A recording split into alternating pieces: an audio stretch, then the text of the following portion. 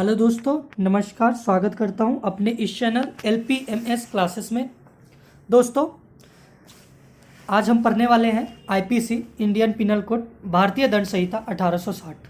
दोस्तों, अभी तक हम 10 लेक्चर कर चुके हैं IPC के बारे में। ठीक है, अगर आपने नहीं देखा है तो हमारे इस LPMS चैनल के प्लेलिस्ट में जाकर भारतीय दंड संहिता के नाम से एक प्लेलिस्ट बना हुआ है, उसमें आपको 10 लेक्चर मिल जाएंगे।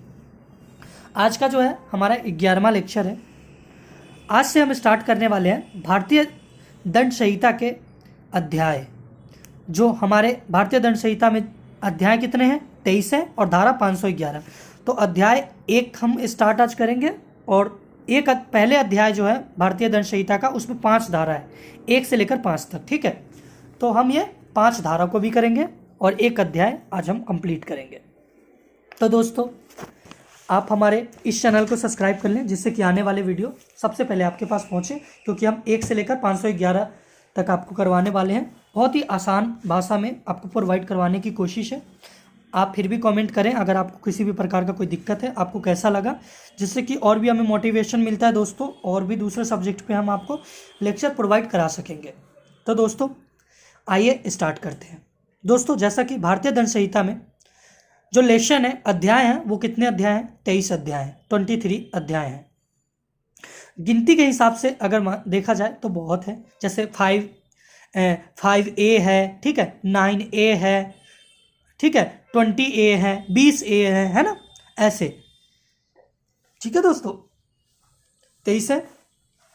और धारा कितने हैं दोस्तों? सेक्शन कितने हैं? तो 511 है। तो आइए दोस्तों, इसमें हम आज जो है करने वाले हैं वो अध्याय 1 करेंगे। क्या करेंगे दोस्तों? अध्याय 1। तो अध्याय 1 क्या कहता है?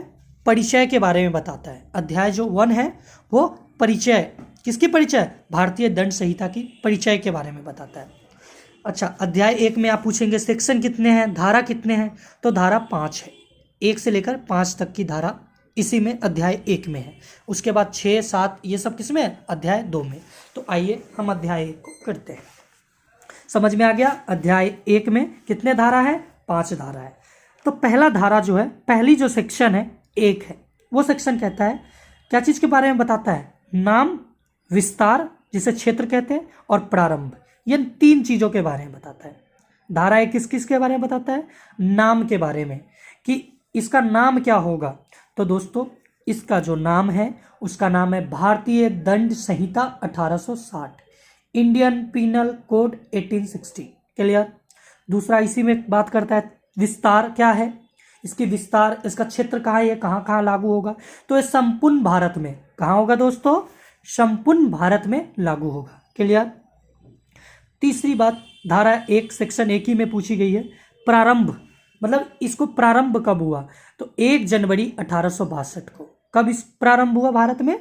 कब शुरुआत हुआ इसका? 1 जनवरी 1862 को इसको लागू किया गया। ठीक है, तो धारा 1 आपने देख लिया।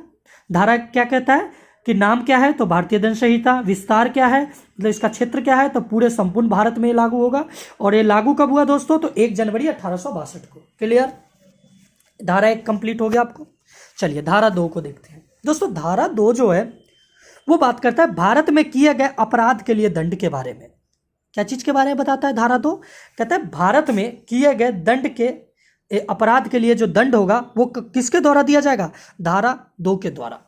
कहते हैं देखिए, भारत में किए गए अपराध के लिए जो दंड है वो धारा 2 के अकॉर्डिंग आपको दिया जाएगा। क्लियर? IPC की धारा 1860 के तहत दिया जाएगा। ये कौन कहता है? धारा 2 कहता है। चलिए, IPC 1860 का क्षेत्राधिकार को पहले देखते हैं। ठीक है, क्षेत्राधिकार देखिए दोस्तों, ये क्या कहता है धारा 2? कि अपराध कहाँ भारत के अंदर अगर करते हैं तो IPC के द्वारा आपको अपराध की सजा दी जाएगी।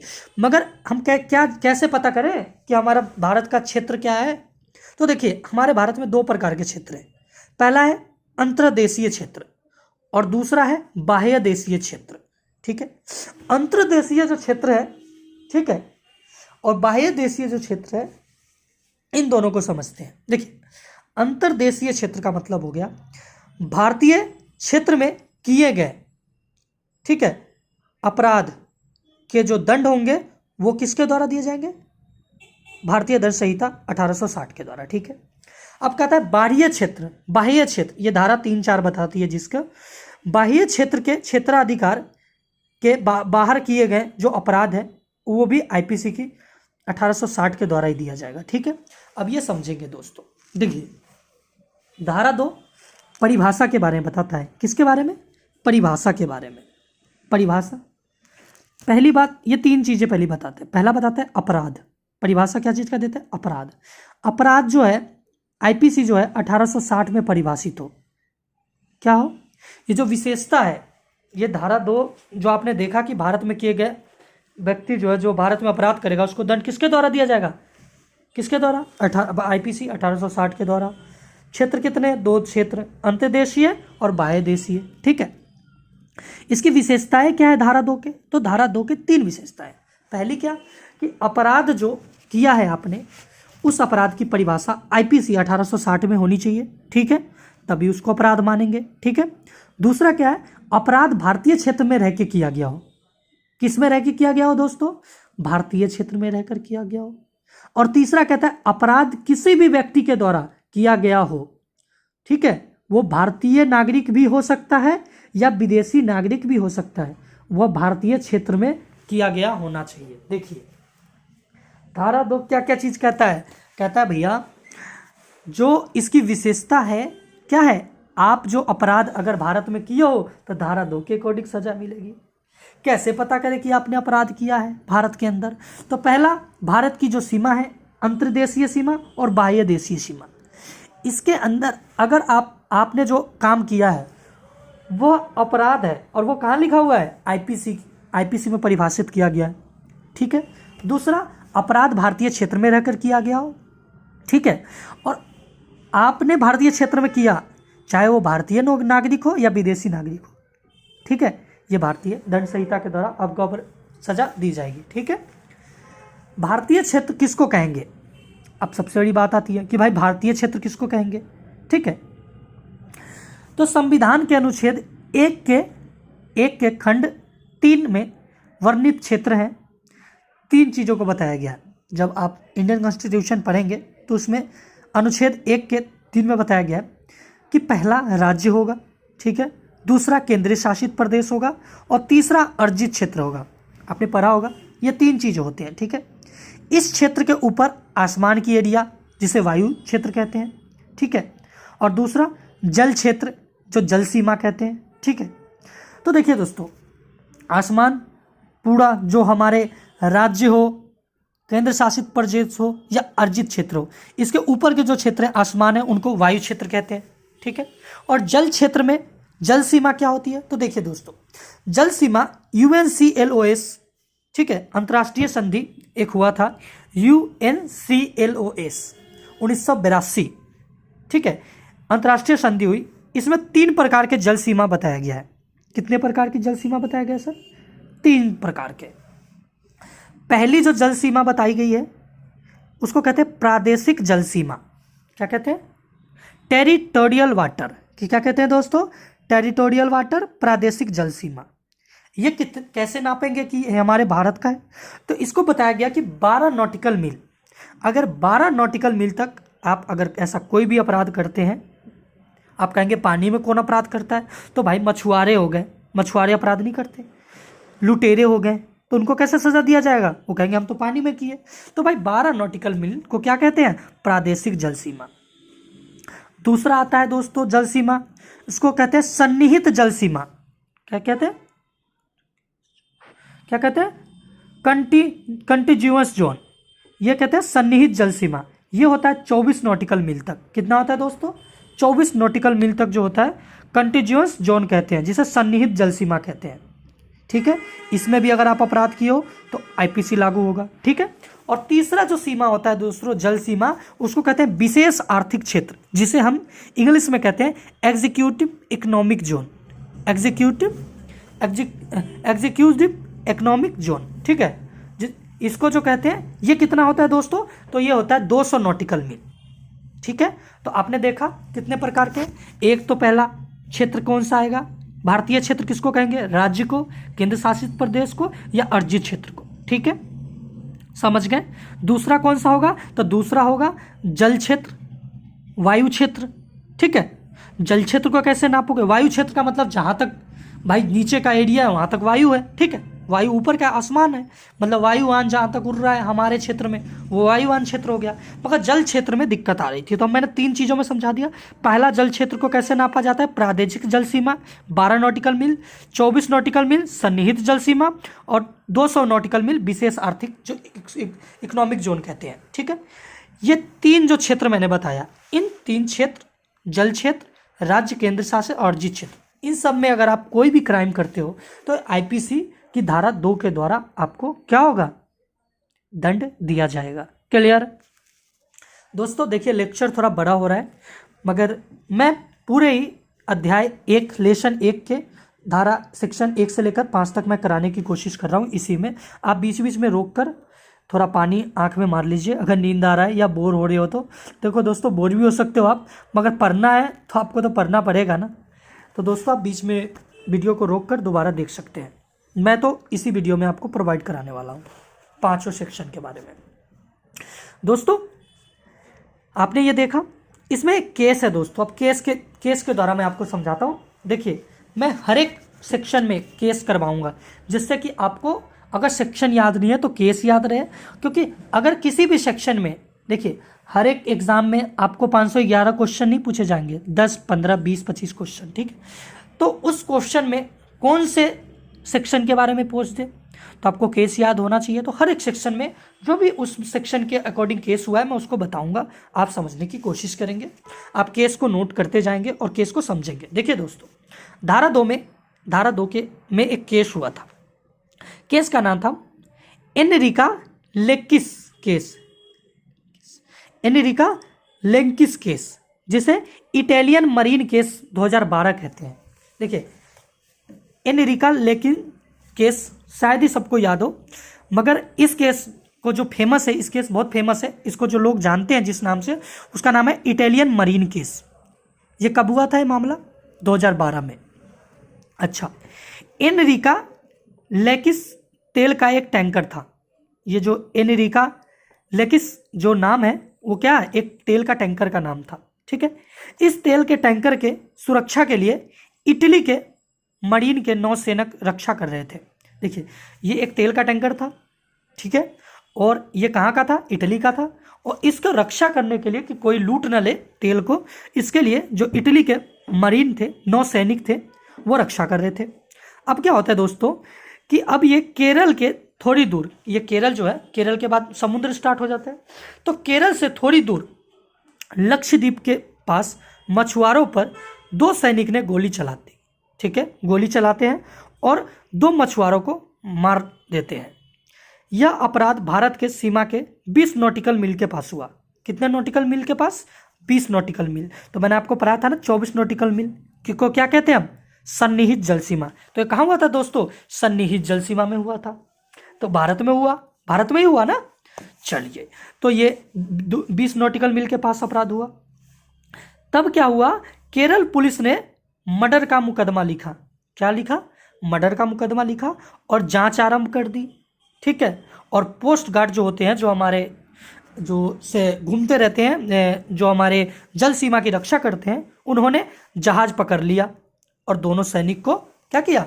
दोनों जहाज को पकड़ के और दोनों सैनिक को उतार लाया गया और दोनों के ऊपर मर्डर का मुकदमा चलाया गया। देखिए जैसे ही इन्होंने बंदूक चलाई मरीन के ऊपर से, उनके सैनिक ने, 2 हमारे जो हिंदुस्तानी मछुआरे थे उनकी मृत्यु हो जाती है। हमारे जो उनके घर वाले जो भी थे, उन्होंने क्या किया? उन्होंने तुरंत FIR किया। कहाँ? केरल पुलिस को। केरल पुलिस ने हमारे जो वो क्या कहते हैं, जहाज के पोस्ट गार्ड थे, उनको खबर दिया। उन्होंने मरीन को घेरा और वहाँ से दोनों जो सैनिक थे जिन्होंने गोली चलाई थी उनको उतार के ले आया और उन पे हिंदुस्तान में क्या होता है? मुकदमा शुरू किया जाता है। अब क्या होता है दोस्तों, देखिए समझिए। यह केस में 4 पक्ष को अलग अलग सुनने के लिए सुप्रीम कोर्ट ने 4 बार अलग अलग समय पर बुलाया गया, ठीक है।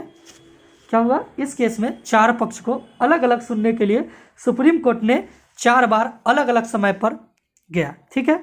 मगर एक बार के केस में सुप्रीम कोर्ट ने कहा कि ये काम भारत के प्रादेशिक जल सीमा के बाहर हुआ है। प्रादेशिक जल सीमा कितना नॉटिकल मील था? 12 नॉटिकल मील। मगर ये कहाँ हुआ है दोस्तों? 24 नॉटिकल मील, मतलब ये प्रादेशिक जल सीमा के बाहर था। कौन सा सन्निहित जल सीमा में, ठीक है। और यह जो केरल के प्रादेशिक जल सीमा के क्षेत्र में नहीं आता, यह केंद्र सरकार के पक्ष में आता है। अब देखिए दोस्तों, क्या है कि जो ये प्रादेशिक जल सीमा होता है ये राज्य के अंदर आता है, ठीक है। और जो प्रादेशिक जल सीमा के बाहर जो है 200 नॉटिकल मील या 24 नॉटिकल मील, ये केंद्र सरकार के अंडर में आता है। ये सुप्रीम कोर्ट ने कहा। अब सुप्रीम कोर्ट ने कहा कि इन दोनों को छोड़ दिया जाए। किसको? इन दोनों को। अगर इटली 10 करोड़ का क्या करे, मुआवजा देती है तो, ठीक है। जो भारत सरकार और इटली सरकार के बीच में मुआवजा तय किया गया। अब 10 करोड़ का जो मुआवजा तय किया गया, उसमें 4 करोड़ दोनों मछुआरों को दिया जाएगा और 2 करोड़ जिसका पोर्ट था, जिसको जो डूब गया पोर्ट, क्या होते हैं दोस्तों, देखो मछुआरे होते हैं, बड़े गरीब होते हैं, वो पकड़ते हैं तो उनके पास पोर्ट होता नहीं, तो पोर्ट या तो किराए पे लेके जाते हैं या थोड़े पैसे हैं तो इंस्टॉलमेंट पे ले लिए, तो उनको भी तबाह कर दिया गया। तो जो किराए के जो पोर्ट है उनको भी तो पैसे देने पड़ेंगे, तो उनको 2 करोड़ दिया जाएगा और 4 करोड़ इन दोनों मछुआरों को दिया जाएगा। तो हमारी गवर्नमेंट ने क्या किया, इटली के गवर्नमेंट से बात किया, 10 करोड़ मांगा और हमारे सुप्रीम कोर्ट ने भी कहा कि 10 करोड़ अगर देता है तो इसको यहीं पे छोड़ दिया जाएगा इन दोनों को। अभी नोट करने वाली बात यह है कि यह अंतर्राष्ट्रीय जल सीमा में हुआ था। कहाँ हुआ था दोस्तों? अंतर्राष्ट्रीय जल सीमा में। अब भारत में अंतर्राष्ट्रीय जल सीमा से संबंधित एक एक्ट था। कौन सा एक्ट था दोस्तों? एक्ट 1976, ठीक है। 1981 में भारत सरकार ने एक गजट में अधिसूचना जारी करके आईपीसी 1860 के क्षेत्राधिकार को क्या किया, EEZ तक विस्तार कर दिया। इकोनॉमिक जोन तक जो 200 नॉटिकल मील है वहाँ तक क्या किया, विस्तार कर दिया। पहले क्या था, पहले इसको कम सीमा था, 24 नॉटिकल मील तक ही था। मगर क्या हुआ, 1981 में भारत सरकार ने गजट जारी करके और इकोनॉमिक जोन मतलब 200 नॉटिकल मील तक भारत का हिस्सा मान लिया। क्लियर? अब अन्य देश के नेवी के जहाज, भारत का एक्ट जो 1976 का कानून था, जो 200 नॉटिकल मील के अंदर होकर जाना हो या अभ्यास करना हो तो भारत सरकार को सूचना देनी होगी, ठीक है। इसी में दोस्तों केस आया है जिसका नाम है मुबारक अली बनाम बॉम्बे राज। बहुत ही प्रसिद्ध केस है दोस्तों, इसे समझने की कोशिश कीजिए। इस केस में क्या हुआ है दोस्तों, मुबारक अली बनाम बॉम्बे राज में मुबारक अली पाकिस्तान के कराची का एक व्यापारी था, ठीक है। और दूसरा मुंबई में भी एक व्यापारी था, ठीक है। मुबारक अली कहाँ का व्यापारी था? पाकिस्तान का। और एक व्यापारी था जो मुंबई का था, ठीक है। अब क्या होता है, मुंबई के व्यापारी से 5 लाख रुपए एडवांस ले लेता है। कौन? ये जो मुबारक अली है, पाकिस्तान का व्यापारी, चावल भेजने के लिए। परंतु मुबारक अली ने पैसे लेने के बाद चावल नहीं भेजा और चीटिंग, धोखा या छल किया उसने, ठीक है। क्या किया, मुबारक अली जो पाकिस्तान का एक व्यापारी है, वो मुंबई के व्यापारी से क्या करता है, 5 लाख रुपए लेता है कि मैं आपको चावल भेजूंगा, मगर वो चावल नहीं भेजता है। इसका मतलब उसने धोखा किया है, छल किया है, ठीक है दोस्तों। अब मुंबई पुलिस ने छल या चीटिंग, समझ लीजिए चीटिंग का केस दर्ज कर लिया, मगर पकड़ नहीं सके क्योंकि वह पाकिस्तान में था। मुंबई पुलिस ने क्या कहा, ये जो मुंबई का व्यापारी था जिसका 5 लाख रुपए ले लिया गया, इसने जब कंप्लेन लिखाया पुलिस को तो पुलिस ने कंप्लेन लिख ली चीटिंग की, छल का। मगर वो व्यापारी तो पकड़ा गया नहीं पाकिस्तान का, क्योंकि वो पाकिस्तान में था। मगर कुछ समय बाद मुबारक अली जो पाकिस्तान का व्यापारी था वो इंग्लैंड घूमने गया और यह व्यक्ति इंग्लैंड में पकड़ा जाता है। कौन? मुबारक अली। क्योंकि जब भी कोई ऐसा अपराध करता है भारत में तो भारत क्या करता है, सब देश को बता देता है कि हमारा अपराधी है, अगर आपके यहाँ जाता है तो ट्रीटी एक साइन होती है दोस्तों, ट्रीटी के द्वारा लौटा देते हैं वो। तो ये मुबारक अली कहाँ, इंग्लैंड में पकड़ा गया। इंग्लैंड के साथ हमारी एक प्रति अर्पण संधि थी, ठीक है, कि अगर भारत में अपराध करके भाग जाए या भारत में किसी अपराध का दोषी है तो वह इंग्लैंड में पकड़ा जाता है, तो इंग्लैंड भारत को मतलब वापस लौटा देगा, उसको सौंप देगा, ठीक है। इसी ट्रीटी के जरिए मुबारक अली को सौंप दिया गया भारत को। मुबारक अली इंग्लैंड में पकड़ा गया और प्रति अर्पण संधि के द्वारा भारत उसको लाया गया। मुबारक अली क्या है, मुबारक अली जो है बचाव पक्ष है।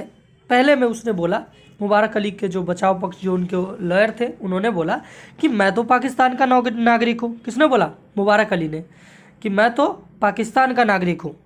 दूसरा बात इसने क्या बोला? मैं जो अपराध किया हूँ वह तो भारत से बाहर किया है, तो मैं तो भारत के क्षेत्र में अपराध किया ही नहीं। ठीक है। अब जो देखिए दोस्तों, इसने दो बात बोली अपने बचाव में। तो दूसरा अभियोजन पक्ष था, ठीक है, जो सरकारी वकील थे, उन्होंने क्या कहा? उन्होंने कहा देखिए अपराध का स्थान मुंबई में हुआ है और मुंबई भारत में है। इसने क्या कहा? अपराध तो मैंने भारत में किया ही नहीं, भारत से बाहर किया है। मगर सरकारी वकील ने कहा नहीं जी, अपराध का स्थान मुंबई में हुआ है और मुंबई भारत में है, क्योंकि पैसे तो मुंबई से ही गए थे। चलिए दूसरा बात क्या इन्होंने सरकारी लॉयर ने बोला? बोला परिणाम इसका अपराध का भारत में पड़ा है। इस अपराध का परिणाम कहाँ पड़ा है? भारत में पड़ा है, क्योंकि व्यापारी भारत का था, 5 लाख का लॉस उसको हुआ। आप भारत में थे या नहीं थे? किसको बोला? मुबारक अली को, कि आप भारत में थे या नहीं थे इससे फर्क नहीं पड़ता। आपने भारत के खिलाफ षड्यंत्र किया तो आप अपराधी हैं। क्लियर? भारत में उपस्थित हुए बिना भारत में अपराध करने पर आईपीसी लागू होता है। ये धारा 2 कहा ना दोस्तों कि, ठीक है, क्लियर? सुप्रीम कोर्ट ने इस क्या किया? इसे दोषी माना और सजा दिया। किसको? सुप्रीम कोर्ट में केस किया और मुबारक अली को दोषी माना गया। ठीक है। जैसे दोस्तों ये आपने देख लिया केस। आगे क्या है? आईपीसी 1860 भारत में निम्न पर लागू नहीं होता। अब आप कहेंगे ये क्या है सर? देखिए अभी हमने क्या देखा कि आईपीसी किस परिस्थिति में किस प्रकार लागू होगा, मगर कुछ निम्नलिखित भारत में क्या है चीज़ है जिन पे आईपीसी लागू नहीं होता दोस्तों। आईपीसी लागू होता ही नहीं। अब वो कौन कौन सी चीज़ें दोस्तों? तो 6 चीज़ें मैं बताता हूँ आपको। पहला है अनुच्छेद 361। ये क्या कहता है? पद पर रहते हुए, ये अनुच्छेद, ये इंडियन कॉन्स्टिट्यूशन का ये अनुच्छेद है 361 ये कहता है पद पर रहते हुए, ये राष्ट्रपति को पद पर रहते हुए या राज्यपाल, ठीक है, लागू नहीं होगी। क्या लागू नहीं होगी दोस्तों? आईपीसी किस पे लागू नहीं होगी? राज्यपाल, ठीक है, विदेश के जो पीएम है, राष्ट्रपति है, ठीक है दोस्तों, इन सब पर क्या होगा? आईपीसी लागू नहीं होगा। ठीक है। क्या कहता है अनुच्छेद 361 कि अगर पद पर रहते हुए, अगर ये लोग पद पे है, कौन कौन पद पे है? राष्ट्रपति, राज्यपाल, विदेशी पीएम जो आते हैं हमारे यहाँ घूमने, उनसे कोई क्राइम हो जाता है, या वहाँ के राष्ट्रपति हैं, तो इन सब के ऊपर अगर वो पद पे बने हैं तो इनके ऊपर आईपीसी लागू नहीं होगा। क्लियर दोस्तों? चलिए दूसरा क्या है? दूसरा है दोस्तों विदेशी राजनयिक। विदेशी राजनयिक, हाँ जी, विदेशी राजनयिक। जेनेवा संधि एक आप लोगों ने सुना होगा। जेनेवा संधि के अंतर्गत उन्हें अपराध करने पर उसके देश को सौंप दिया जाता है राजदूत, दूतावास का अधिकारी को। क्लियर? मानिए हमारे यहाँ कुछ विदेश मंत्रालय हैं अलग अलग देशों के, तो उनके राजदूत भी आते हैं यहाँ पे, उनका दूतावास के अधिकारी भी होते हैं। तो क्या होता है दोस्तों कि अगर ये लोग कोई ऐसा क्राइम कर देते हैं तो उन पे भी आईपीसी लागू नहीं होगा, बल्कि उन्हें क्या किया जाएगा? उनके देश को सौंप दिया जाएगा, वो अपना सजा देते रहें। ठीक है दोस्तों? चलिए तीसरा पॉइंट क्या है दोस्तों जिन पे आईपीसी लागू नहीं होगा? वो है संयुक्त राष्ट्र के अधिकारी को छूट है आईपीसी से। क्या है? संयुक्त राष्ट्र के जो अधिकारी हैं उनको भी छूट है आईपीसी से। संयुक्त राष्ट्र है ना, जिनका एक अपना वो संस्था है, वो अगर किसी उससे आते हैं पर्पज से यहाँ पे अगर कोई क्राइम हो जाता है तो उनको आईपीसी से छूट है। ठीक है। चौथा पॉइंट है दोस्तों विदेशी शत्रु। अब ये कहेंगे विदेशी शत्रु? हाँ जी, विदेशी शत्रु। मान लीजिए कि हमारे देश से दूसरे देश में युद्ध चल रही है, ठीक है, हमारे देश और दूसरे देशों में, दोनों देश में युद्ध चल रही है, तो उस दूसरे देश के सैनिक पर युद्ध अपराधों के लिए, जैसे रेप किया या घर लूट लिया इत्यादि, मर्डर के लिए मार्शल लॉ सेना का लागू होता है, आईपीसी नहीं। मानिए देखिए हिंदुस्तान पाकिस्तान में युद्ध होता है, ठीक है, युद्ध हुआ तो पाकिस्तान के जो सैनिक हैं मानो हमारे कुछ एरिया में घुस गए और वो क्या किया कि वहाँ के जो बॉर्डर पे रहने वाले लोग हैं उनके साथ क्या हुआ, बलात्कार जैसे कुछ ऐसे कर देते हैं या ठीक है, या उनके घर में लूटपाट करते हैं, तो उनको हम पकड़ लेंगे और उन पे हम क्या करेंगे, उन पे हम मार्शल लॉ लगाएंगे। क्या लगाएंगे दोस्तों, मार्शल लॉ, आईपीसी लागू नहीं होगा। क्लियर। विदेशी शत्रु अगर चीटिंग करता है तो आईपीसी लागू होगा। क्या करता है, अगर जो विदेशी शत्रु है, जैसे किसी सेना का शत्रु है, विदेशी शत्रु है, अगर वो चीटिंग करता है, धोखा देता है, तब तो आईपीसी लागू होगा, वरना अपराध के लिए, मर्डर के लिए आईपीसी लागू नहीं होगा, उन पर मार्शल लॉ लगेगा। ठीक है दोस्तों। चलिए 5वां पॉइंट देखते हैं। भारत सरकार के अनुमति से आए विदेश सेना, भारत सरकार की अनुमति से जो विदेश सेना आता है, जैसे युद्ध अभ्यास करने, हैं सुनते होंगे ना आप लोग न्यूज में कि आज इंडिया की सेना, नाटो की सेना है ना, ये लोग युद्ध अभ्यास कर रहे हैं, है ना, तो उन पे भी लागू नहीं होता है। ठीक है। भारत में स्थित जो विदेशी सेना है, कुछ सेना है जो आते रहते हैं विदेशी भारत में युद्ध अभ्यास के लिए, हमारे यहाँ के सेना भी जाते हैं, तो उन पे भी आईपीसी लागू नहीं होगा। ठीक है दोस्तों। 6ठा पॉइंट देखते हैं, आखिरी पॉइंट ये है, भारत के प्रादेशिक जल क्षेत्र में किसी भी देश का जहाज गुजरना चाहता है या युद्ध अभ्यास करना चाहता है तो भारत के पूर्व सूचना पर गुजर सकता है। ठीक है, आपको मैंने बताया, ठीक है, अभी मैंने आपको बताया था ना कि प्रादेशिक जल सीमा क्या होगा, है ना, क्या 12 नॉटिकल मील, 24 नॉटिकल मील, 200 नॉटिकल मील। अगर यहाँ से कोई गुजर रहा है, कोई भी देश के पोत हो या सेना हो, तो उनको भारत को एक सूचना देना है। ठीक है, और जा सकते हैं। अगर सूचना नहीं भी दिए, चले भी गए, तो क्या है, इनके ऊपर आईपीसी लागू नहीं होगा, बल्कि उन्हें बताया जाएगा कि आपने गलत किया है। ठीक है दोस्तों, तो आपने देख लिया ये चीज़ें। अब देखिए, अब देखते हैं इसका क्षेत्राधिकार, किसका, आईपीसी का क्षेत्राधिकार, जुरिस्डिक्शन। देखिए दोस्तों, दो चीज़ें मैंने आपको बताया था, एक होता है अंतर्देशीय सीमा और दूसरा होता है बाह्य देशीय सीमा। दो क्षेत्र होते हैं दोस्तों, इंटर टेरिटोरियल जो अंतर्देशीय है, और एक्स्ट्रा जुरिस्डिक्शनल ये क्या है, बाह्य क्षेत्र है। ठीक है दोस्तों। अब देखते हैं अंतर्देशीय क्षेत्र क्या है। भारत की सीमाओं के अंदर अगर अपराध होता है दोस्तों, तो आईपीसी में अपराध है तो उसको दंड दिया जाएगा, किसके द्वारा, आईपीसी के द्वारा। ठीक है, मतलब भारत के सीमा के अंदर अगर आप कोई भी अपराध करते हैं और आईपीसी में अपराध है उसको, तो दंड भी किसके द्वारा दिया जाएगा, आईपीसी के द्वारा दिया जाएगा। अंतर्देशीय सीमा में वह भारत का नागरिक भी हो सकता है और वह विदेशी व्यक्ति भी हो सकता है। ठीक है, जो अगर भारत के अंदर क्राइम करता है तो कोई भी हो सकता है। ठीक है दोस्तों। अगला मुबारक अली केस जो कराची का था, पाकिस्तान का, वो भी हमने देखा। तो ये धारा 2 आईपीसी 1860 द्वारा ये बताया गया कि जो भी अपराध आप कर रहे हैं, अगर वो आईपीसी में परिभाषित है तो आपको दंड क्या, आईपीसी के द्वारा दिया जाएगा। ठीक है दोस्तों। दूसरा आ गया बाह्य क्षेत्राधिकार, एक्स्ट्रा जुडिशियल। इसमें बताया गया कि भारत की सीमाओं के बाहर अपराध, ठीक है, इसके बारे में बताया गया। धारा 3 और 4 आईपीसी 1860।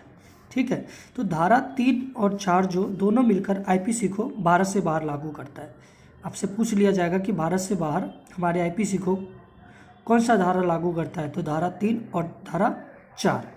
भारतीय दंड संहिता की धारा 3 तथा धारा 4 आईपीसी के बाह्य क्षेत्र जो भारत से बाहर है उस क्षेत्र से संबंधित है, तथा धारा 3 को और भी अधिक स्पष्ट करता है धारा 4। ठीक है, जैसे भी देखते हैं कैसे इसको स्पष्ट करता है ज़्यादा। तो धारा 3 ये कहता है दोस्तों कि भारत से परे किए गए अपराध, मतलब जो भारत से बाहर किया जा रहा है अपराध, वहाँ पे लागू आईपीसी धारा 3 करता है। ठीक है, धारा 3 क्या कहता है दोस्तों, भारत से परे किए गए अपराध के बारे में, दंड के बारे में बताता है। अच्छा, क्या बताता है, ये 4 चीज़ें बताता है धारा 3। क्या बताता है दोस्तों, पहला बताता है कि अपराध आईपीसी 1860 में परिभाषित हो, कहता है भारत से बाहर जो आपने अपराध किया है अगर वो आईपीसी में परिभाषित है तो अपराध माना जाएगा। दूसरा, अपराध किसी न किसी प्रकार भारत से संबंधित होनी चाहिए। ठीक है।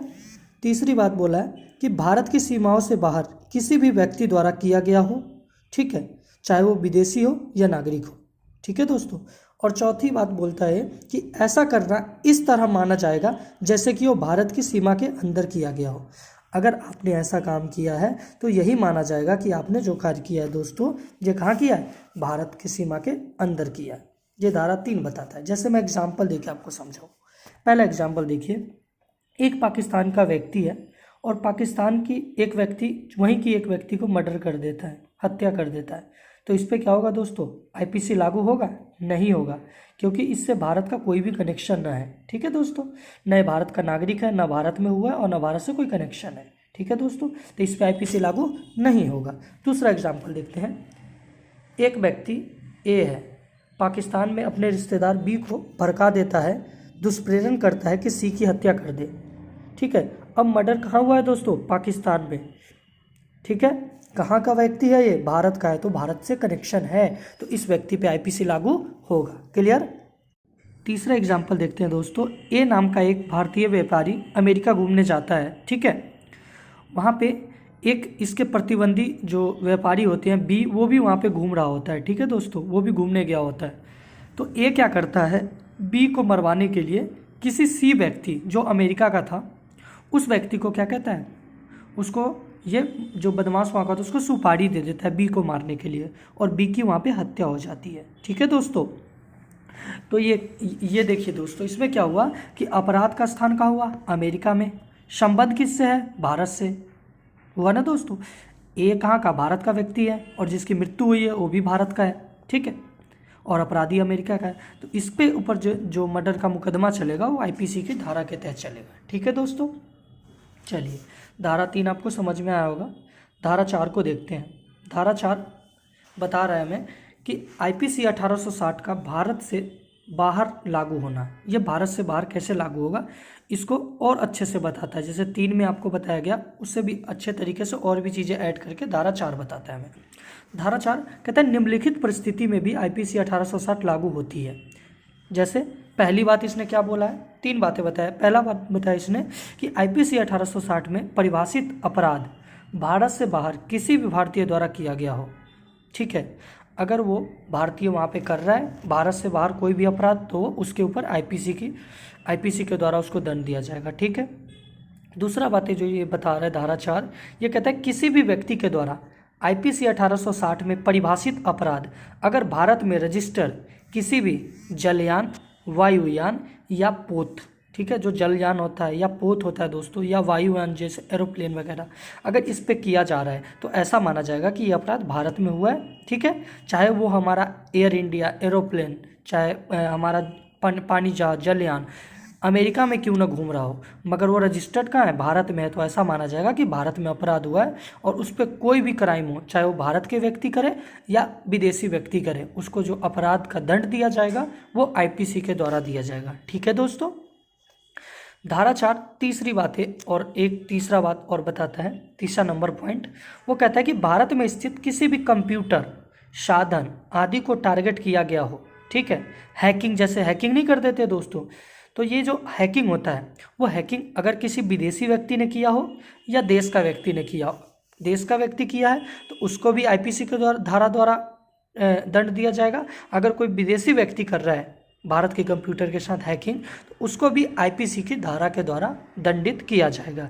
ये दोस्तों जोड़ा गया है तीसरा पॉइंट आईटी एक्ट 2000 के तहत। ठीक है दोस्तों, आईटी एक्ट हुआ था 2000 में और इसको इस द्वारा जोड़ा गया। जैसे एक चीज़ और मैं इसमें आपको बता दूं, देखिए दोस्तों, एक सीआरपीसी 1973 है कि धारा 188, सीआरपीसी की धारा 188 कहता है कि भारत के बाहर अपराधों के संबंध में प्रक्रिया के बारे में कौन बताता है, सीआरपीसी की धारा 188।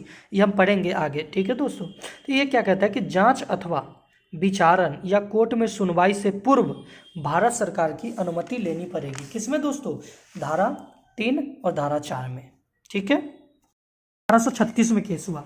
कौन सा केस हुआ था दोस्तों, इसोप केस। इसोप जो केस था ये क्या था दोस्तों कि इसोप इराक और बगदाद का रहने वाला था। इसोप कौन था, इराक में एक बगदाद जगह है वहाँ का रहने वाला एक व्यक्ति था। ये सेंट कैथरीन खाड़ी में ईस्ट इंडिया कंपनी के जहाज पर था। सेंट कैथरीन खाड़ी में ईस्ट इंडिया कंपनी के जहाज पर था। ठीक है, अब ये बगदाद का नागरिक था, ईस्ट इंडिया कंपनी के जहाज पर था और आपराधिक यौन संबंध बनाने की दोषी पाया गया। क्या किया इन्होंने, उसमें किसी महिला से शारीरिक संबंध बना लिया।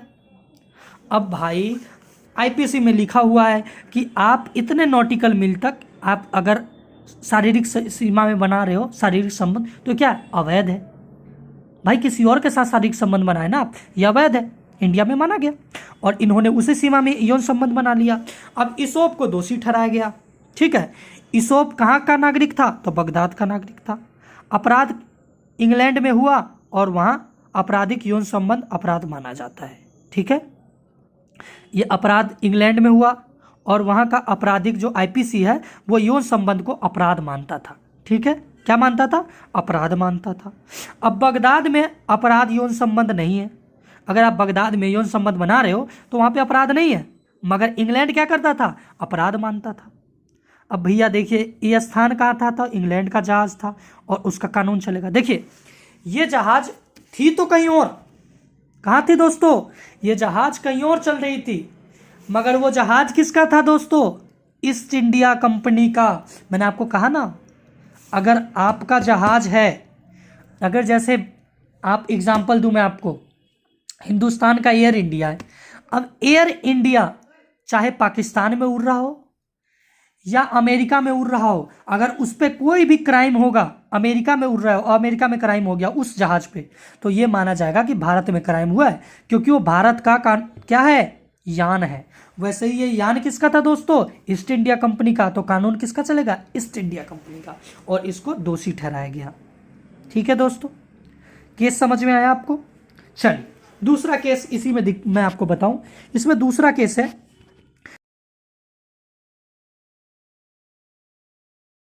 रमिया बनाम SI of police Kerala. Ramiya बनाम एसआई ऑफ पुलिस केरल 1992 का केस है दोस्तों।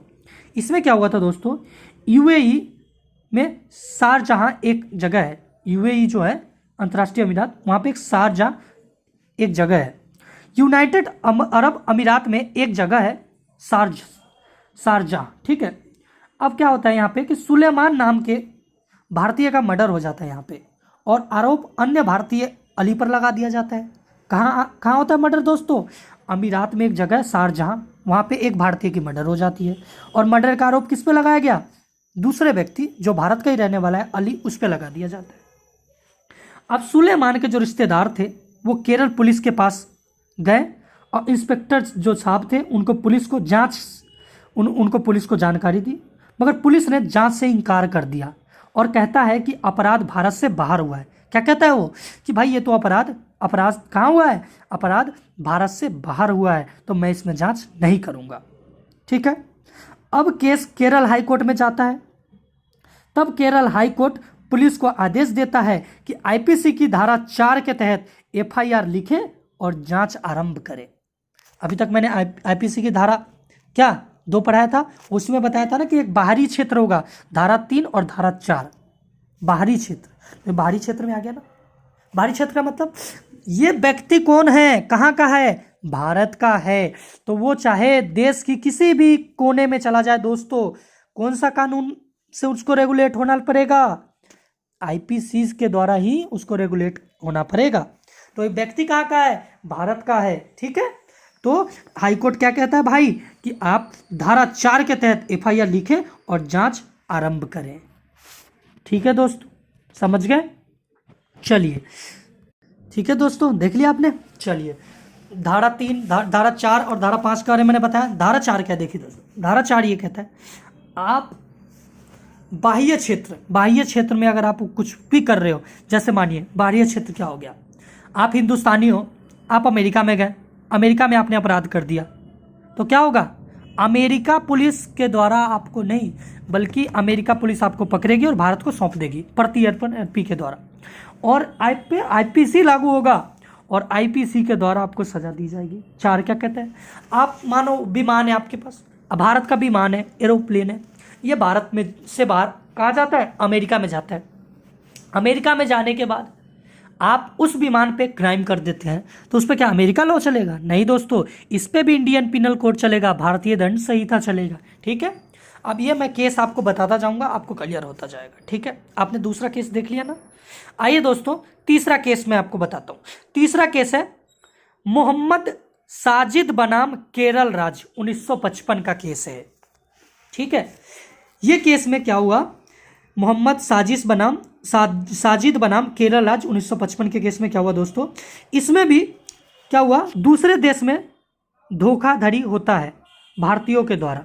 क्या हुआ दोस्तों, इस मामले में केरल हाई कोर्ट जांच का आदेश देता है। ठीक है, पैसे लेकर विदेश भेजने का मामला था और धोखाधड़ी का मामला था। क्या था, धोखाधड़ी का मामला था। तो इसमें भी क्या कहा इन्होंने, जैसे क्या होता है दोस्तों, आपने देखा होगा कि यहाँ पे कुछ ऐसे लोग होते हैं कि कहते हैं कि भाई मैं तुम्हें दुबई भेज दूंगा, वहाँ पे बहुत पैसे कमाएगा, ऐसे वैसे बोल के, और उन बेचारों को पैसे कुछ ले लेते हैं और अवैध रूप से उनको भेज देते हैं, और वहाँ बेचारा भटकता फिरता है, उनको पैसे नहीं मिलता, उनसे सारे काम कराए जाते हैं दोस्तों। ठीक है, तो ये मामला हुआ था। तो केरल हाईकोर्ट ने क्या कहा कि भाई धारा 4 के तहत, धारा 4 क्या कहती है कि आप भारत के नागरिक हैं, आप कहीं भी रहे, आपको भारत के कानून आईपीसी के द्वारा ही रेगुलेट किया जाएगा। ठीक है, तो ये भारत का नागरिक है, वो दुबई में क्यों ना हो, आप उस पर क्या कीजिए, जांच लिखिए और रिपोर्ट जाके वहाँ पे जांच कीजिए। क्लियर, चलिए फिर चौथा इसी में केस हुआ दोस्तों। चौथा केस का नाम है समरुद्दीन बनाम असिस्टेंट डायरेक्टर ऑफ इंस्पेक्टर, ठीक है दोस्तों, इंफॉर्मेशन। क्या था, समरुद्दीन बनाम असिस्टेंट डायरेक्टर ऑफ इंफॉर्मेशन। ठीक है, इंफॉर्मेट। ये क्या हुआ दोस्तों, ये केस कब का है, तो दिसंबर 1995 का। कब का केस है दोस्तों, समरुद्दीन बनाम असिस्टेंट डायरेक्टर, ये दिसंबर 1995 का केस है। ये केस क्या है दोस्तों, इस केस में क्या हुआ कि विदेश में अपराध से संबंधित मामला है। किसमें दोस्तों, विदेश से संबंधित। अब क्या हुआ इस केस में, इस केस में ए अपने ममेरे भाई बी को नौकरी लगाने के लिए कहाँ ले गया दोस्तों, दम्मा। ये सऊदी अरब में एक जगह है दम्मा। क्या, एक सऊदी अरब में एक जगह है दम्मा। तो ये क्या करता है, ए एक व्यक्ति है जिसका नाम ए है, समझ लीजिए एग्जांपल देकर बता रहा हूँ, और दूसरा व्यक्ति बी है। तो दूसरा जो व्यक्ति वो मेरा भाई लगता है ए का, तो वो क्या करता है, नौकरी लगाने के लिए बी को ले जाता है। अब ए को वहाँ नौकरी नहीं मिली, ए व्यक्ति को क्या होता है, नौकरी नहीं मिली, तो इसको नहीं मिली, तो इसने क्या किया, 95,000 होटल खोलने के लिए, अब क्या हुआ कि वहाँ पे चला गया। अब एक वहाँ नौकरी नहीं मिलती है, तो ये 95,000 रुपये इसके पास थे। ठीक है, तो इन्होंने होटल खोलने के लिए, अब बी जो होटल खोलने के लिए 95,000 इन्होंने इकट्ठा किया, कहीं से मांगा, ले गया, जैसे भी किया, इसके बाद 95,000 रुपये आए। ठीक है, अब क्या हुआ, इसका जो मामा का लड़का था बी, वह एक दिन क्या करता है, मौका देखकर इन पैसों को लेकर भाग जाता है। कहाँ भाग जाता है दोस्तों, अब ये भाग जाता है। अब ये ढूंढता ढूंढता भारत आ जाता है, क्योंकि 95,000 थे, चोरी करके भाग गया बी, मेरा मामा का बच्चा हो। अब एक सप्ताह बाद बी भी आ जाता है, तो एक क्या किया, ए बेचारा गांव आ गया भारत की, क्या पता हो भारत भागा हो, और बी भी एक हफ्ते बाद क्या होता है, गांव आ जाता है। अब बहुत सारे सोना और महंगे सामान लेकर आता है। कौन दोस्तों, बी। अब ए क्या करता है, बी के ऊपर मुकदमा कर देता है कि ये जो बी है, ये हवाला के जरिए 95,000 भारत लेकर विदेश से आया है। देखिए दोस्तों, अगर ये कहता कि मेरा 95,000 ये लेके भाग आया, तो प्रूव करना पड़ता। कैसे प्रूव करता है, तो इसने ये कहा कि भैया ये जो बी व्यक्ति है, इसने हवाले के जरिए 95,000 रुपये इंडिया में लाया। ठीक है, हवाला का मतलब इसने टैक्स नहीं दिया उस पर। ठीक है, अब क्या हुआ कि विदेश में चोरी का अपराध हुआ, हवाला का जरिए आपने 95,000 लाया, आपने बताया नहीं, तो ये क्या है, विदेश में चोरी का अपराध किया आपने। इस केस में केरल कोर्ट ने कहा कि केंद्र सरकार से पूर्व अनुमति लेकर जांच संभव है और कि जांच की जा सकती है। क्या कहा कि ये जो जांच है, ये आप केंद्र सरकार से अनुमति लेकर आप इसकी जांच कर सकते हैं। ठीक है दोस्तों, इस केस में ये कहा गया।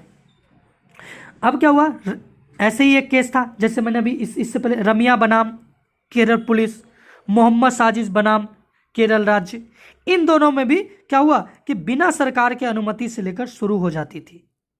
ये जो रमिया बनाम जो पहले मैंने दूसरा नंबर केस बताया था, और मोहम्मद साजिद वाला जो मैंने केस बताया आपको तीसरा नंबर केस, इन दोनों में क्या हुआ था कि जो हाई कोर्ट था उन्होंने डायरेक्ट ही कहा कि भाई कोई बात नहीं, ये इंडियन व्यक्ति हैं, ये क्राइम किए, इनके ऊपर जांच करो, मगर चौथा केस जब समरुद्दीन बनाम असिस्टेंट डायरेक्टर आया तो इसमें यह कहा गया कि नहीं भाई केस आप चालू कर सकते हो, मगर एक बार केंद्र सरकार से अनुमति लेने के बाद। क्लियर? ठीक है दोस्तों, चलिए अगला इसमें केस आता है पांचवा केस। पांचवा केस का नाम है ओम हेम राजानी। क्या नाम है? ओम हेम राजानी बनाम उत्तर प्रदेश राज्य। ये 2004 का केस है। ओम हेम राजानी बनाम उत्तर प्रदेश राज्य 2004 का केस है। इसमें क्या हुआ? दुबई बैंक फ्रॉड केस है। इसे दुबई बैंक फ्रॉड केस भी कहा जाता है। हेमरान राजानी बनाम उत्तर प्रदेश राज्य 2004 का केस है। आपको याद रहे ना रहे दोस्तों, तो आप इसे दुबई बैंक फ्रॉड केस भी कह सकते हैं। अब इसमें क्या हुआ था दोस्तों? ओम हेम राजानी जाली कागजात बनाकर दुबई की बैंक से लोन लिया और भारत में और लोन बिना चुकाए फरार हो गया। क्या किया इसने? जाली कागज बनवाई, कहाँ पे? दुबई में, और दुबई के बैंक से लोन लिया और भाग के कहाँ गया दोस्तों? भारत में आ गया बिना लोन को चुकाए। अब दुबई के बैंक ने भारत आकर केस कर दिया और केस कोर्ट में चला गया, सुप्रीम कोर्ट में। अब अपराध कहाँ हुआ दोस्तों? तो विदेश में हुई। कहाँ हुआ दोस्तों? विदेश में। अब दुबई क्या विदेश बैंक भारत आकर केस कर सकता है? बताइए, दुबई का जो विदेशी बैंक है क्या वो भारत आकर केस कर सकता है? तो सुप्रीम कोर्ट ने कहा बिल्कुल हो सकता है। आईपीसी की धारा 4 के तहत इसमें बताया गया है कि भारत के नागरिक अगर विदेश में अपराध करता है तो उसे भारत द्वारा सजा दी जाएगी। आपको धारा 4 स्पष्ट हो गया होगा मेरे हिसाब से दोस्तों। किस केस में कहा गया? दुबई बैंक फ्रॉड केस में, कि भाई भारत का नागरिक अगर विदेश में जाके फ्रॉड करता है तो विदेशी व्यक्ति आकर भारत में केस कर सकता है उसके ऊपर। क्लियर? इसमें सुप्रीम कोर्ट ने निर्णय दिया और निर्णय में क्या कहा? ये जो ओम हेम राजानी को दोषी करार दिया गया। किसके द्वारा? सुप्रीम कोर्ट के द्वारा। क्लियर हुआ दोस्तों ये केस? अब अगला दोस्तों देखो, आप दोस्तों सोच रहे होंगे कि सर आप बहुत केस कराए जा रहे हो। तो देखिए दोस्तों, जितना आप केस कीजिएगा उतना आपके लिए बेस्ट है, क्योंकि जितना केस मैं आपको बताऊंगा आपको उतना नॉलेज आएगा, आप उस चीज़ को और भी इजी तरीके से समझ पाएंगे। दोस्तों आपने बहुत आईपीसी की लेक्चर देखा होगा, उसमें एक केस भी नहीं कराया जाता, सिर्फ धारा धारा बता के चला जाया जाता है। मगर मैं आपको फॉर्मेलिटी के लिए नहीं बता रहा, आप एक एक चीज़ को समझो किस केस में क्या कहा गया। ठीक है दोस्तों? तो मैं हर एक अब मैं आपको 3-4 केस और पढ़ाऊंगा, जिससे आपको बेनिफिट ये होगा कि आप इस धाराओं को समझ पाएंगे, कभी भी लाइफ में आप भूल नहीं पाएंगे दोस्तों। और दूसरी चीज़ है कि आप अगर अच्छे से समझ गए तो अगर मैंने 6-7 केस कराया एक धारा में, अगर एक भी केस आपको याद है दोस्तों तो आपसे कोई नंबर नहीं काटेगा। अगर आपको केस भी याद नहीं है, मेरी अगर बात भी याद रह गई, तो आप उस केस से उस प्रश्न का नंबर अच्छे से ले पाओगे। ठीक है दोस्तों? अगला छठा केस देखते हैं दोस्तों, ली किम की बनाम। अगला जो छठा केस है उसका नाम है ली किम ही बनाम उत्तर प्रदेश राज्य। ये 2012 का केस है दोस्तों। इसे सैमसंग कंपनी केस भी कहते हैं दोस्तों। नाम ऐसा है ली किम ही, ये बाहर के लोग हैं, बनाम उत्तर प्रदेश राज्य। ये जो इसे सैमसंग कंपनी केस भी कहा गया है, तो सैमसंग कंपनी केस के द्वारा आप इसको याद कर सकते हैं। इसमें क्या हुआ दोस्तों, सैमसंग की एक कंपनी है, ठीक है, जो दुबई में एक सैमसंग की कंपनी है, उसने कुछ ऑर्डर दिया। कहाँ ऑर्डर दिया दोस्तों? भारत के कंपनी को। अब भारत के कंपनी ने उस ऑर्डर को पूरा कर दिया। सैमसंग की एक कंपनी है जो दुबई में है, ठीक है। उस दुबई की कंपनी ने क्या किया, भारत के कुछ कंपनी को ऑर्डर दिया कि भाई आप ये प्रोडक्ट बना दो। अब हमारी भारत की कंपनी ने उस प्रोडक्ट को बना दिया। सैमसंग ने इस डील में एक दलाल रखा था। दलाल का मतलब, ठीक है, कि अगर जैसे देखिए अब सैमसंग की कंपनी को इंडिया के कोई व्यक्ति से बात करना है तो डायरेक्ट बात कर लेगा भाई, उसको एक आदमी चाहिए ना, ठीक है। तो इन्होंने एक थर्ड पार्टी व्यक्ति रखा जो इन दोनों के बीच में समन्वय स्थापित करवाया, दोनों को मिलवाया, ठीक है। सैमसंग ने डील में एक दलाल को रख लिया था, उसके तहत पैसा का भुगतान किया, मगर जिस कंपनी ने माल भेजा उसे नहीं मिला। क्या हुआ सर दोस्तों, एक कंपनी है सैमसंग, वो भारत में एक कंपनी के ऊपर क्या कहता है दोस्तों कि भाई आप हमारा ये सामान बना दीजिए। वो कंपनी ने सामान बना दी और भेज भी दिया, कहाँ, दुबई, सैमसंग के पास। मगर सैमसंग ने पैसे किसको भेजा, जो थर्ड था जो इन दोनों को मिलवाया था, मगर थर्ड पार्टी क्या करता है, वो पैसे खा जाता है, भाग जाता है लेके, और वो पैसे सैमसंग ने तो दे दी मगर इस इंडियन कंपनी को नहीं मिलता। अब सैमसंग कंपनी और दलाल के खिलाफ गाजियाबाद कोर्ट में केस कर दिया गया, धोखाधड़ी का। कहाँ केस किया गया दोस्तों, गाजियाबाद में, धोखाधड़ी का। अब यह मामला गाजियाबाद कोर्ट से शुरू होकर हाई कोर्ट पहुंचा, ठीक है, और हाई कोर्ट से सुप्रीम कोर्ट पहुंच गया, ठीक है दोस्तों। अब सैमसंग की दलील आई कि हम तो दक्षिण कोरिया में रहते हैं। ये सैमसंग कहाँ की कंपनी है दोस्तों, दक्षिण कोरिया की कंपनी है। हम तो दक्षिण कोरिया में रहते हैं और हम तो कभी भारत आए ही नहीं। किसने कहा, सैमसंग ने। और ना हम कभी भारत के नागरिक थे, ठीक है, तो हम पर आईपीसी क्यों लागू होगी। देखिए हमारे पास कानून है, क्या कानून है कि या तो आप भारत के क्षेत्र में क्राइम किए हो, या आप भारत के नागरिक हो, या आपके पास भारत की नागरिकता हो, ठीक है। तो ना तो ये भारत का नागरिक था, ना ये कभी भारत आया था और ना ये भारत में क्राइम किया। तो ये कहता है भाई, इसकी दलील आई इसके लॉयर की कि भाई हम पे क्यों भारत मतलब ये आईपीसी लागू होगा। तो देखिए दोस्तों, सुप्रीम कोर्ट में केस चला गया हुआ, तो हमारे माननीय सुप्रीम कोर्ट के जो न्यायाधीश थे उन्होंने क्या जवाब दिया, हमारे सुप्रीम कोर्ट ने क्या जवाब दिया सैमसंग की इस बात पे। सुप्रीम कोर्ट ने कहा कि आईपीसी लागू होगी। क्या हो कहा सुप्रीम कोर्ट ने कि आप पे आईपीसी लागू होगी, क्योंकि भारत से बाहर अपराध किया गया है, भारत से बाहर अपराध किया गया है आईपीसी की धारा 3 के तहत, ठीक है, क्योंकि भारत से संबंधित है और भारतीय कंपनी के साथ धोखाधड़ी हुई है और माल का आना जाना भारत से किया गया है, तो आप लायबल हैं और सैमसंग कंपनी को दोषी ठहराया गया, ठीक है दोस्तों, समझ गए होंगे आप। देखिए भारत के तो कंपनी है ना भाई, भारत की कंपनी के साथ आपने फ्रॉड किया, अरे आपने पैसे दिया थर्ड पार्टी को, थर्ड पार्टी ने तो इस कंपनी को नहीं दिया, आप दीजिए, ठीक है। तो सैमसंग को और थर्ड पार्टी दोनों को दोषी ठहराया गया, क्लियर, धारा 3 के तहत। देखिए दोस्तों, धारा 2, धारा 3, धारा 4 सब आपको स्पष्ट हो जा रहा है ना। हर एक केस को आप लिख के चलिए, ठीक है। अगला केस आता है दोस्तों 7वां नंबर केस। ये केस का नाम था राम नारायण बनाम सेंट्रल बैंक ऑफ इंडिया। ये 1954 का केस है, जब भारत आज़ाद हुआ उसके बाद का। राम नारायण बनाम सेंट्रल बैंक ऑफ इंडिया 1954 का केस है। इस केस में क्या होता है दोस्तों, 15 अगस्त 1947 को भारत पाकिस्तान दो अलग अलग देश हो जाते हैं, ठीक है। 1948 में भारत आ जाता है और 1948 से पहले यह मुल्तान का निवासी था। देखिए दोस्तों, 15 अगस्त 1947 को भारत और पाकिस्तान दो अलग अलग मुल्क बन गए, ये आपको पता ही है। अब क्या हुआ, जब ये मुल्क बने तो ये जो राम नारायण जी थे ये 1948 में भारत आ जाता है, ठीक है। और 1948 से पहले कहाँ का नागरिक था दोस्तों, मुल्तान का निवासी था, ठीक है। और यह कपास का व्यापारी था। क्या चीज का व्यापारी था, कपास का व्यापारी था, और वह गोदाम में बहुत कपास रख रखा था।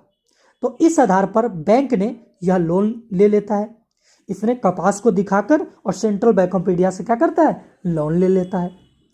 अब क्या होता है दोस्तों, दिसंबर 1946 में 1,40,000 उधार ले लेता है, किससे, बैंक से। अब वहां दंगे भड़क जाते हैं, आपको पता है कि उस समय दोनों मुल्क बंटने लगे थे, तो दंगे भड़क जाते हैं।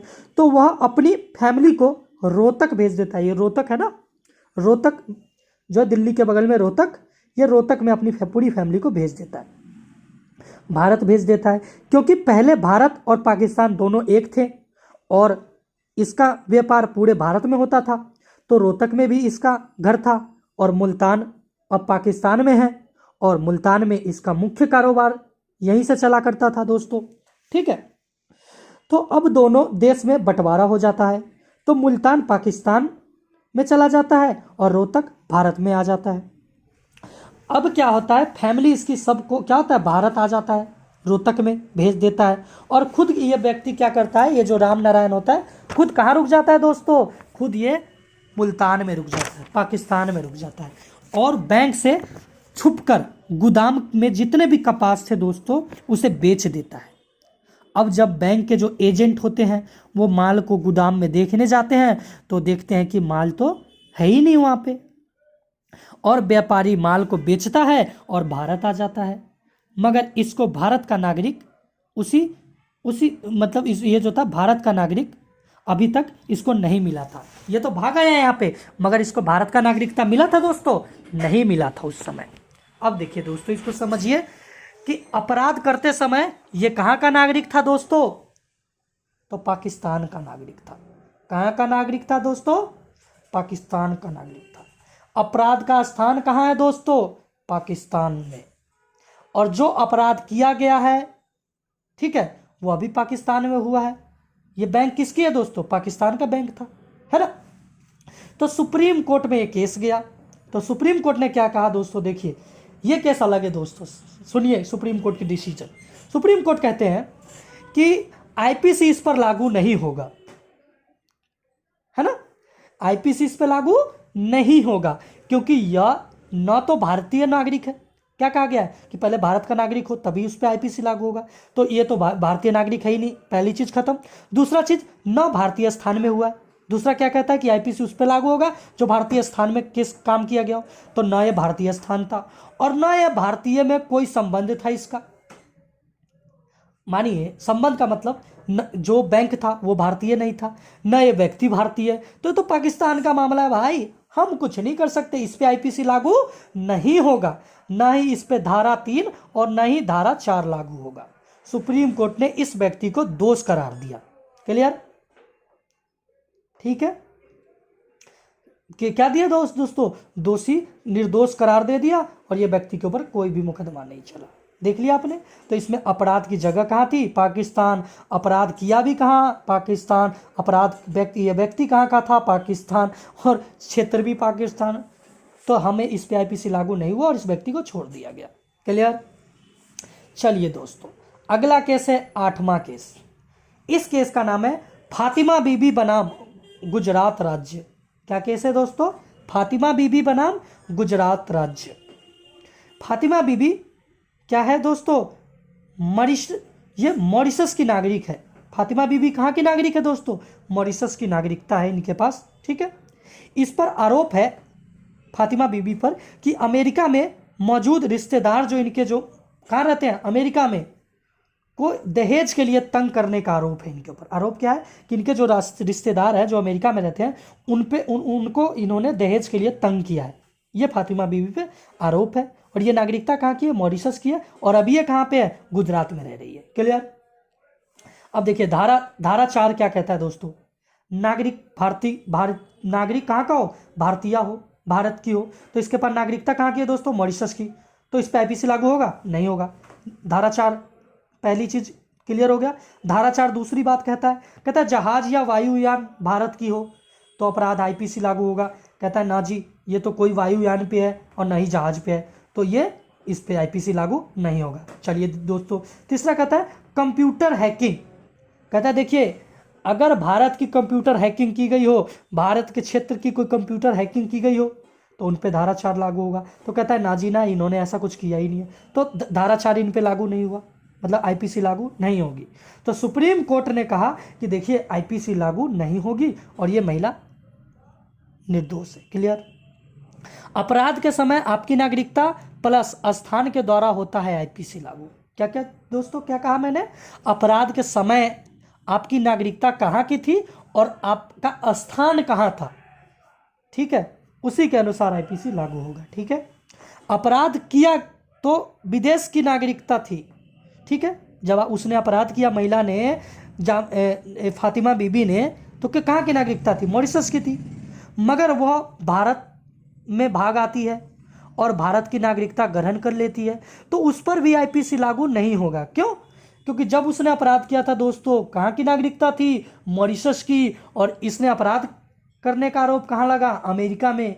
ठीक है दोस्तों, और ये नागरिकता कहाँ की बाद में ले ली, भाग आई भारत, और भारत की नागरिकता ले ली, तो बाद में भारतीय बनी है। जब इसने क्राइम किया था तब तो ये भारतीय नहीं थी, तो इन पे आईपीसी लागू नहीं हुआ और इन्हें भी निर्दोष करार दे दिया गया।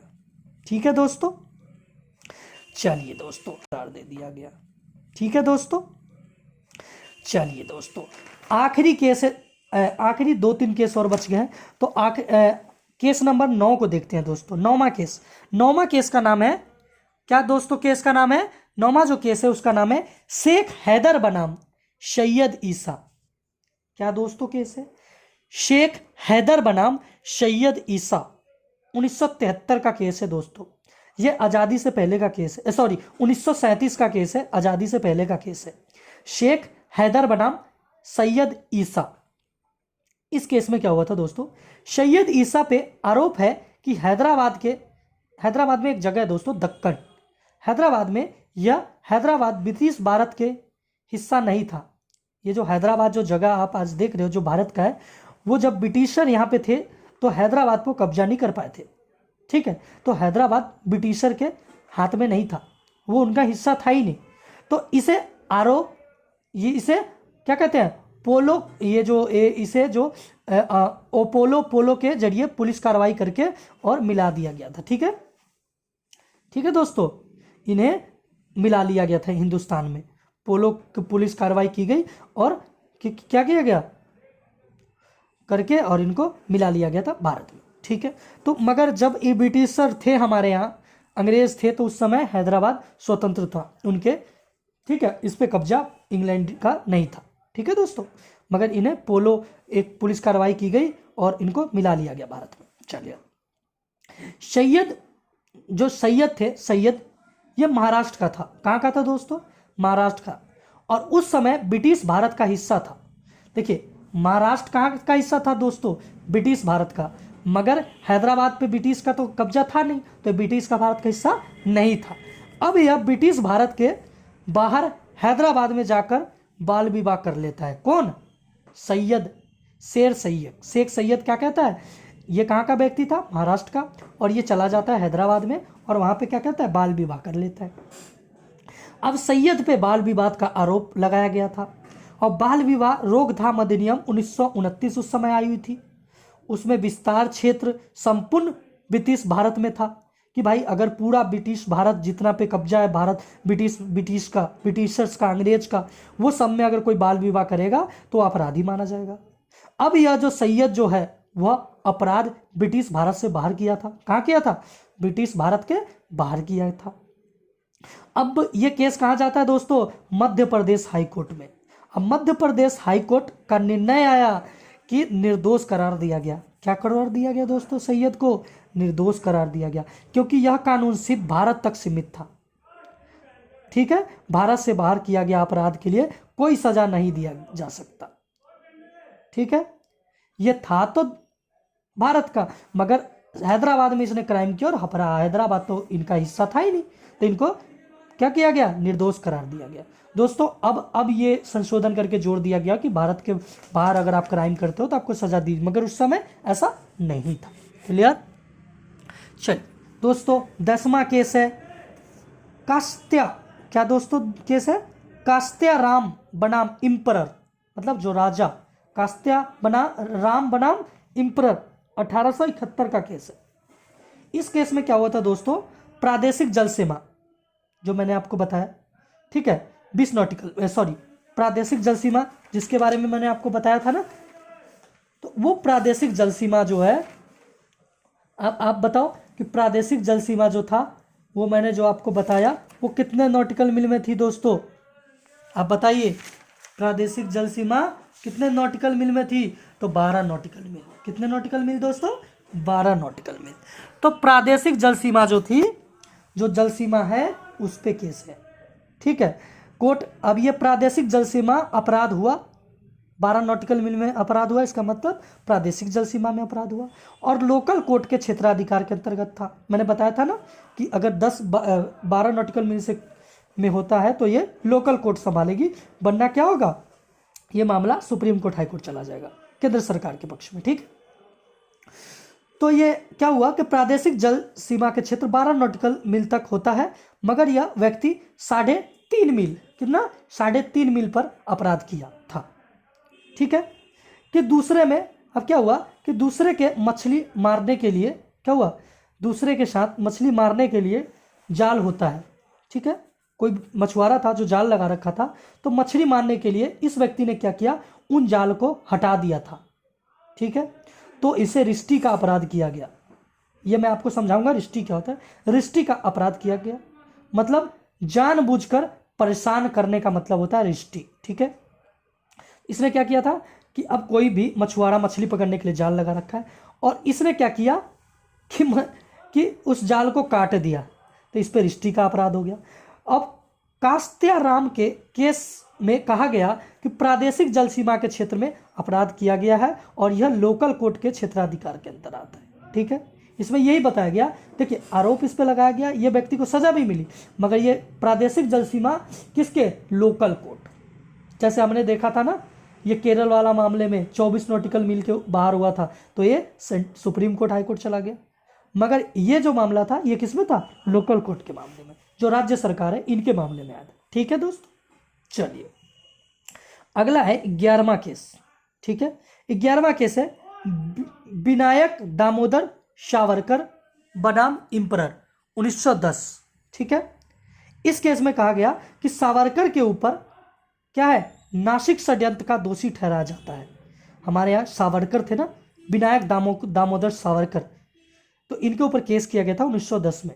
सावरकर जी के ऊपर मानसिक षड्यंत्र का दोषी ठहराया जाता है और उन पर उस समय यह भारत में नहीं थे, ये जो सावरकर जी थे भारत नहीं थे और इनमें इंग्लैंड में थे ये, और इन पे इनको इंग्लैंड में गिरफ्तार कर लिया जाता है, मगर गिरफ्तार के समय ही यह छूटकर भाग जाते हैं, छुड़ाकर, और फ्रांस पहुंच जाते हैं। और फिर ब्रिटिश सरकार फ्रांस की सरकार से बात करती है और इनके फ्रांस में गिरफ्तार कर लिया जाता है और इंग्लैंड के सरकार को सौंप दिया जाता है, अर्थात इनके बिना मर्जी से गिरफ्तार करके क्या होता है, बाहर लाया जाता है और केस चलाया जाता है। अब सावरकर कोर्ट में दलील देते हैं कि मैं तो विदेश में था जी।